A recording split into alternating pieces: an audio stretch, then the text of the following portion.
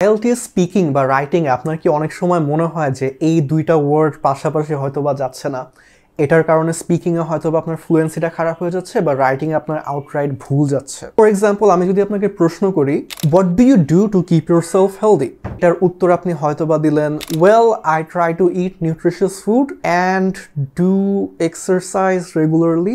Maybe এখানে একটু ভুল যাচ্ছে। যে জিনিসটা মিসিং সেটা হচ্ছে কোলোকেশনস। কোলোকেশন আমি এত কঠিন ভাবে আপনাকে বুঝাবো না। সিম্পলি বলতে গেলে যে ওয়ার্ডগুলা একসাথে যায়, যে ওয়ার্ডগুলা ইউজুয়ালি নেটিভ স্পিকাররা বলে থাকে, তো আপনি কাইন্ড অফ শব্দের জোড়া বা অনেক সময় শব্দ এখানে দুইটা নাও থাকতে পারে, একটাও থাকতে পারে। তো সহজ ভাষায় বলতে গেলে কয়েকটা শব্দের জোড়া যেগুলো ইউজুয়ালি একই সাথে যায় সবসময়। সো আমরা আগের এক্সাম্পলটা যদি আবার একটু রিভিউ করি, এখানে আপনি ডু এক্সারসাইজের জায়গায় আপনি একদম সরাসরি এক্সারসাইজ বলতে পারবেন, এটা একটা ভার্ব হিসেবে কাজ করে। অথবা আপনি বলতে পারেন I get some exercise. So hopefully আপনি বুঝতে পেরেছেন যে কোলোকেশন কিভাবে কাজ করে।